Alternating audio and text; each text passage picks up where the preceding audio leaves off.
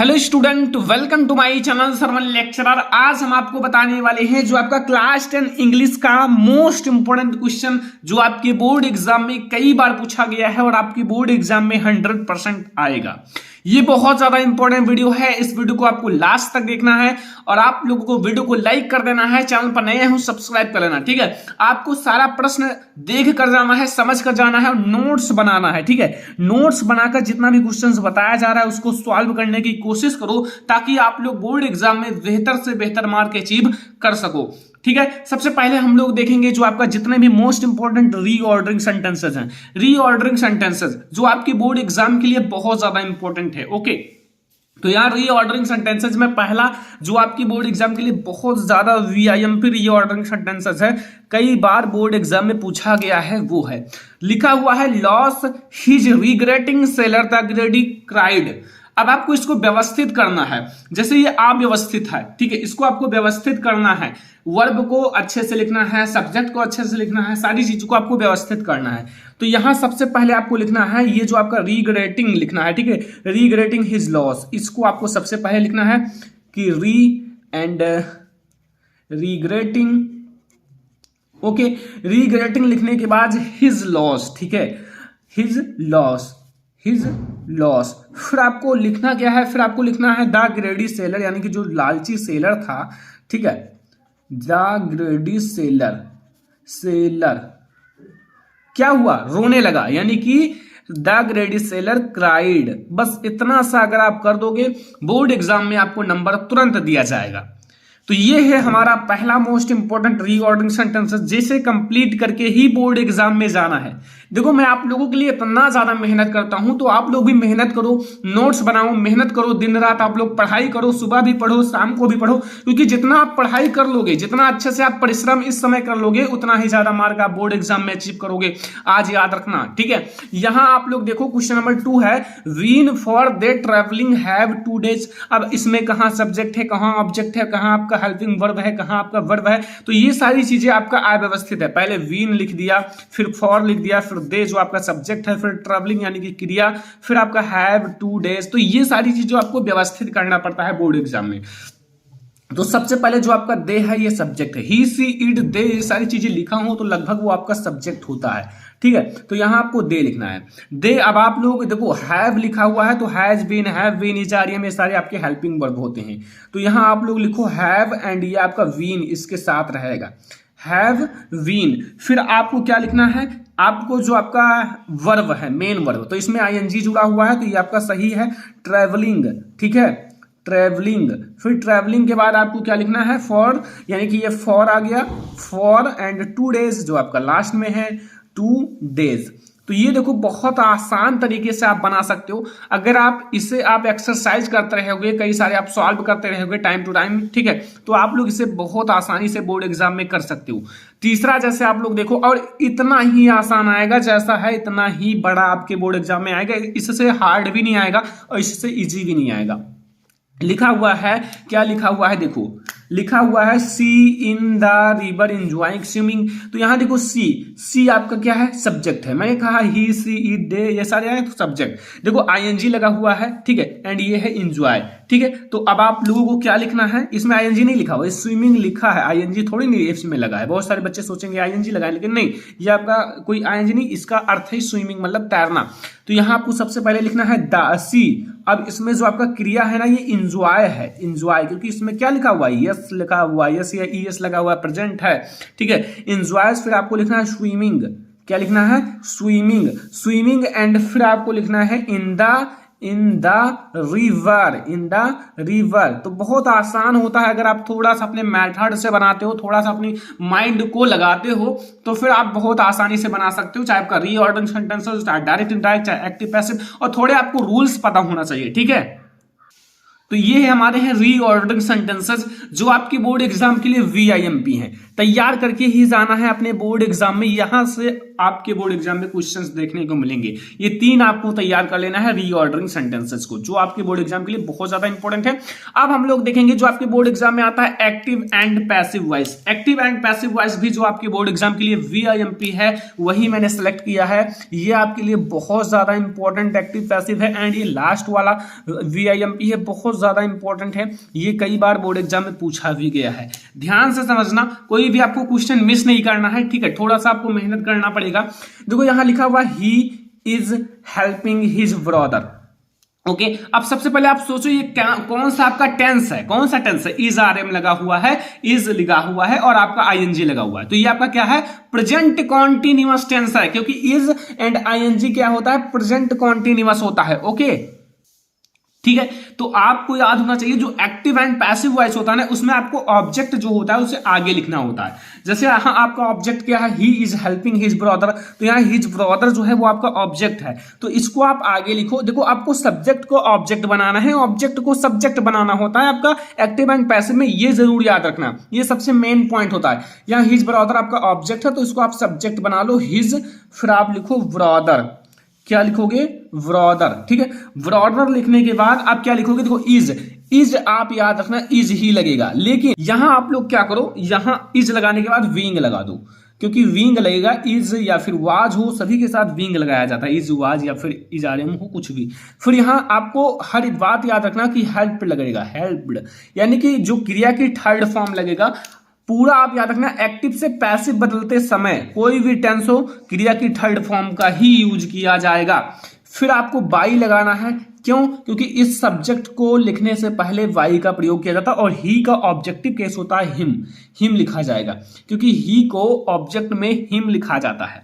ये हमारा पहला है, his brother is being helped by him. तो आई होप कि आपको समझ में आ गया पहला। दूसरा देखो क्या कह रहा है कि he will finish his work by tomorrow. इसे कैसे बनाओगे, मैंने कहा है कि आप इस जो ऑब्जेक्ट है उसे आपको सब्जेक्ट बनाना है, तो he will finish his work by tomorrow, तो यहां आपका ऑब्जेक्ट क्या है, ऑब्जेक्ट आपका हिज वर्क है, ठीक है, ये आपका अदर वर्ड है। तो हिज वर्क को आप आगे लिखो, कैसे लिखोगे, हिज लिख दो, फिर आपको वर्क लिखना है, तो हिज वर्क, ठीक है।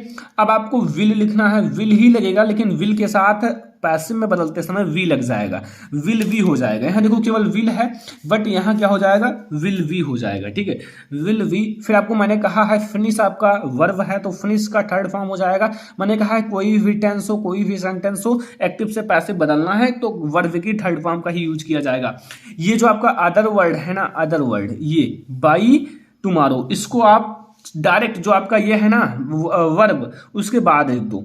क्या लिखोगे, देखो पहले आप बाई लिखो, फिर ये आपका हिम, यानी कि ही से हिम बदल दो, हिम लिख दो। फिर आप याद रखना सबसे लास्ट में आपको ये लिखना है जो आपका बाई आपका टुमारो, लेकिन यहां आपका क्या हो जाएगा, यहां आपका बाई हिम, लेकिन यह हो जाएगा the next day, the tomorrow का क्या हो जाएगा, द नेक्स्ट डे। याद रखना बहुत ज्यादा इंपॉर्टेंट है, और आई होप कि आपको समझ में आ भी गया होगा। ये हमारा है दूसरा नंबर टेंस, तो ये हमारा है जो आपका दूसरा नंबर है। तीसरा अब आप लोग देखो लिखा हुआ है he gave me A glass of water, he gave me A glass of water. First matter, ये आप लोग बताओ कौन सा टेंस है, तो ये आपका कौन सा टेंस है, जल्दी से बताओ। ये आपका जो है पास्ट इंडेफिनिट है, क्योंकि यहाँ वर्ब की सेकंड फॉर्म का यूज किया गया है, और ये आपका पास्ट इंडेफिनिट है। और पास्ट इंडेफिनिट को अगर आपको एक्टिव से पैसिव में बदलना है तो वाज या वेयर का प्रयोग किया जाता है, याद रखना, वाज या वर का प्रयोग किया जाता है। तो अब आप लोग वाज लगाओगे या वर लगाओगे, तो अब आपको पता है, अभी आपको पता चल जाएगा, डोंट वरी। देखो ये ग्लास ऑफ वाटर है, तो यहां आपका ये जो है ये ग्लास ऑफ वाटर क्या है, ऑब्जेक्ट है, तो ये ग्लास ऑफ वाटर। देखो एक गिलास पानी मांग रहा है, तो ये आपका सिंगुलर है, ठीक है, याद रखना। तो यहां आपका लगेगा वाज। अब यहां आपको गिव का थर्ड फॉर्म क्या हो जाएगा, गिवन।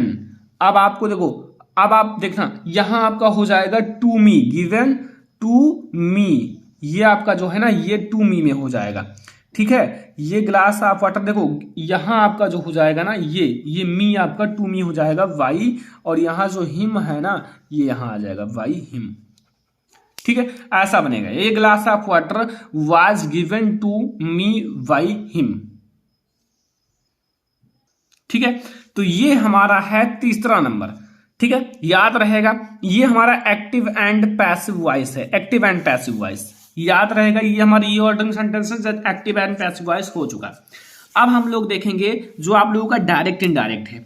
डायरेक्ट इनडायरेक्ट में हमने बहुत ज्यादा इंपॉर्टेंट क्वेश्चन सेलेक्ट किया है और ये डायरेक्ट इनडायरेक्ट आपको ध्यान से समझना होगा।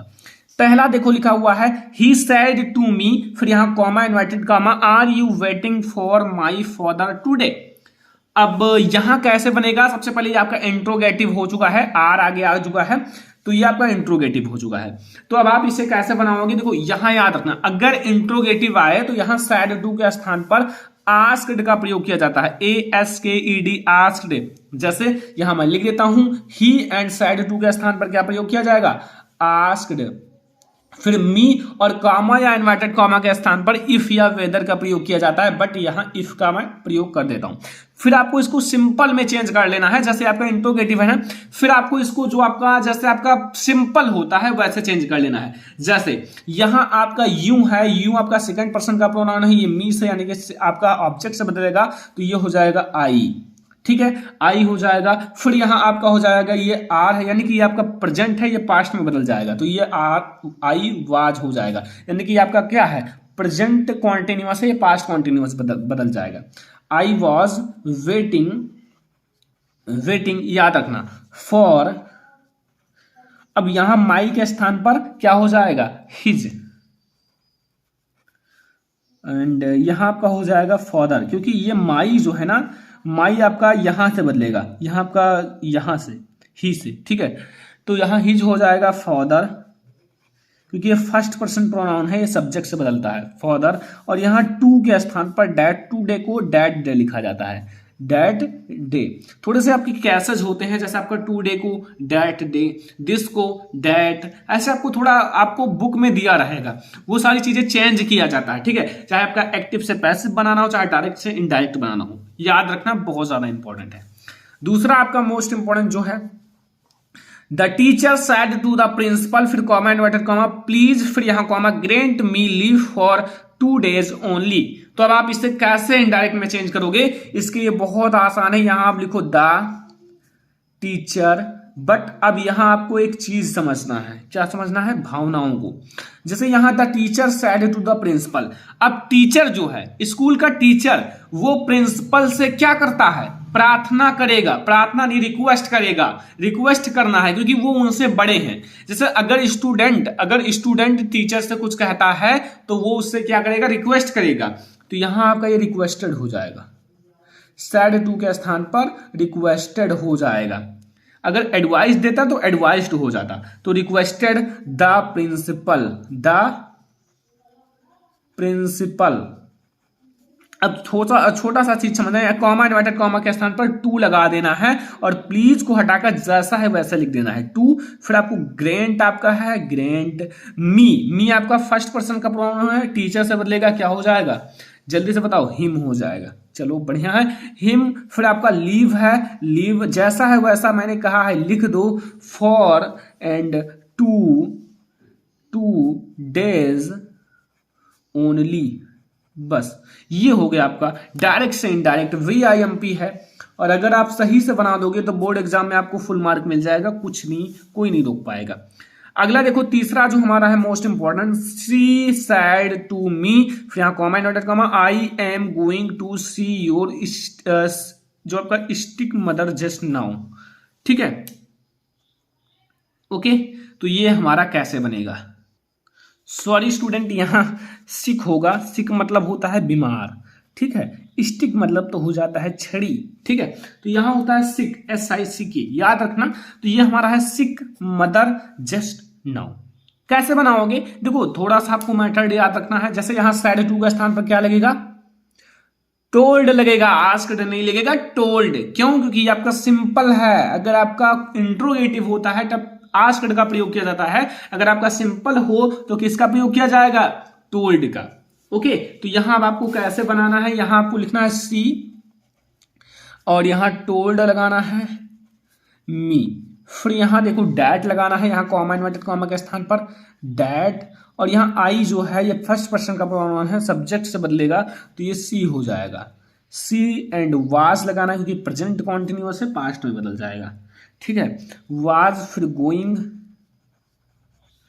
टू सी, अब योर जो है वो मी से बदलेगा माई हो जाएगा, माई सिक मदर जस्ट, जस्ट। अब देखो नाउ जो है वो देन में बदल जाता है, देन। तो याद रखना छोटी छोटी चीजें, क्योंकि अगर यही नहीं बदलोगे तो थोड़ा नंबर आपका कट सकता है। तो ये हमारा direct and direct. I hope कि आपको ये तीनों टेंस समझ में, जो आपका डायरेक्ट एंड डायरेक्ट है, समझ में आ गया होगा। मैं आपको डेली प्रैक्टिस कराता हूं, ऐसे मैंने कई सारे वीडियो आपको प्रोवाइड कर दिया, सब अलग अलग डायरेक्ट एंड डायरेक्ट है, अलग अलग एक्टिव पैसिव है, अलग अलग प्रीपोजिशंस है, क्योंकि मैं आप लोगों को लगातार प्रैक्टिस कराता हूं। मैं आपको बता दूं, अगर आप वीडियोस देख रहे हो तो यहीं से आपके बोर्ड एग्जाम में आएंगे, क्योंकि ये सारे हर बार पूछे जाते हैं प्रश्न, ठीक है। अगला देखो, यहां देखो अब आपसे क्या पूछ रहा है, यहां आपको है प्रीपोजिशन। प्रीपोजिशन में आपको क्या कैसे पूछ रहा है, देखो पहला पूछ रहा है कि द सन सेट्स, फिर यहाँ dot dot dot the west. तो द सन यहाँ आपका ऐसे बोर्ड एग्जाम में रहेगा, फिर इन इनटू टू क्या भरा जाएगा। देखो प्रीपोजिशन अगर आपको भरना आता है तो अच्छी बात है, नहीं आता तो मैं आपके लिए एक वीडियो बना दूंगा, ठीक है। यहाँ इन भरा जाएगा, क्या भरा जाएगा, इन। अगला देखो, ही इज गुड, फिर dot dot dot dot mathematics in for 8। देखो मैथमेटिक्स है तो क्या भरा जाएगा, 8 भरा जाएगा, 8। अगला देखो, अगला हमारा क्या है, यहाँ he has lived in Allahabad, फिर यहाँ dot dot dot 10 year with for 8। देखो यहाँ जहाँ 10 ईयर 1997, 10 घंटा, 5 घंटा, 10 मिनट, तो वहां दो ही चीज का प्रयोग किया जाता है। एक तो प्रयोग किया जाता है सिंस का, और एक का प्रयोग किया जाता है फॉर का। और अगर ऑप्शन में सिंस है नहीं तो आपको पता होना चाहिए कि फॉर का ही प्रयोग किया जाएगा, सिंपल सा।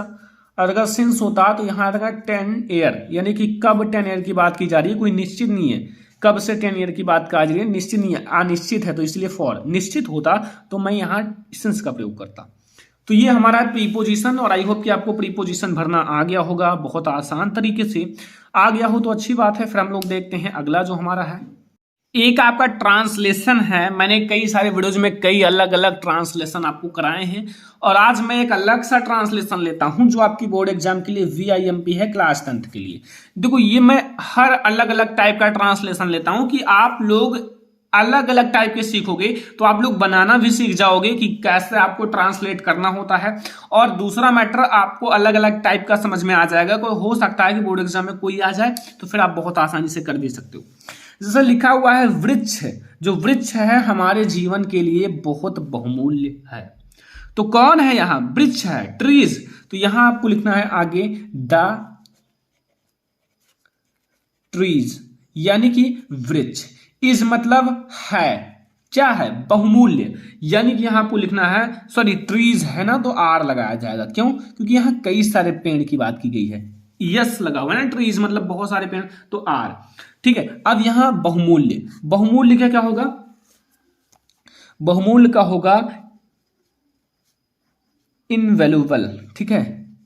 सॉरी थोड़ा सा इसका स्पेलिंग आप याद रखना, INVA एंड LUAVLE,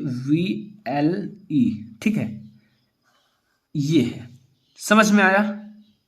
ओके, तो यहां आपका बहुमूल्य, अब क्या है, बहुमूल्य है यानी कि हमारे लाइफ के लिए, हमारे जीवन के लिए। तो फॉर मतलब के लिए, फॉर एंड हमारे, यानी कि आवर एंड लाइफ। बहुत आसानी से बता रहा हूं, जैसे आपको समझ में आए, आपकी लाइफ स्टाइल में बता रहा हूं। देखो वृक्ष हमारे जीवन के लिए बहुत बहुमूल्य है, तो लिखना है the trees are invaluable for our life. बहुत आसान तरीके से मैंने बताया है। वे हमें फल फूल तथा विश्राम के लिए छाया प्रदान करते हैं। कौन, वे, यानी कि दे। दे यानी कि वे का मतलब है वृक्ष, ठीक है। दे प्रदान करना का होता है प्रोवाइड, जैसे कोई चीज प्रोवाइड किया जाता है, तो यहां आप लिखो प्रोवाइड। प्रोवाइड, अस मतलब हमें, देखो अस मतलब हमें, तो यहां आपको लिखना है, देखो हमें प्रदान कर, वे हमें प्रदान करते हैं क्या क्या, फल फूल तथा विश्राम के लिए छाया। फल यानी कि विथ फ्रूट,